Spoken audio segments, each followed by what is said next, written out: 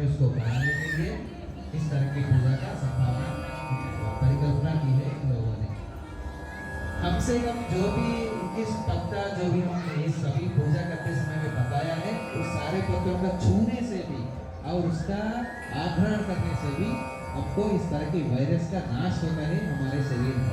इसलिए ఈ 21 పత్రాల పూజ ఎందుకు కల్పించాలంటే కనీసం ఈ ఒక్క వినాయక చవితి పూజ వల్ల అయినా సరే ఈ వర్షాకాలంలో ఆ ఆకుల్ని ముట్టుకోవడం ద్వారా వాటి యొక్క వాసన పీల్చడం ద్వారా కూడా ఔషధ గుణాలన్నీ మన యొక్క శరీరంలోకి వస్తాయి.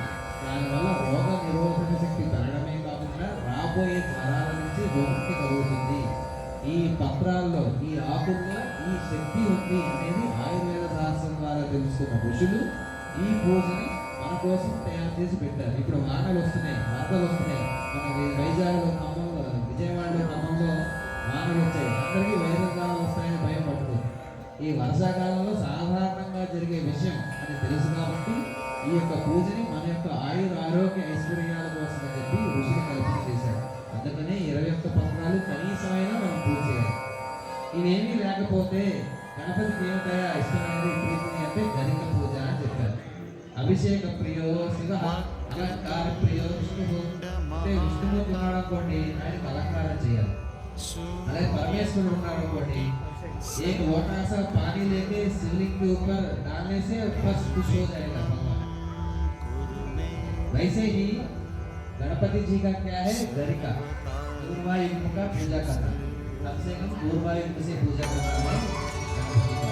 इसका शक्ति नहीं है वो तो कम से कम करो बोलके हमारे ऋषि परंपरा में इस तरह की पूजा करना चाहिए। देखिए बोलो गणेश महाराज की जय।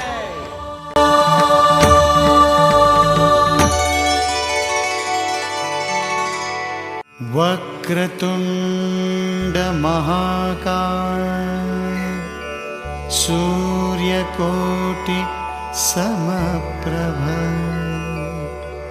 निर्विघ्नं कुरु मे देव सर्वकार्येषु सर्वदा।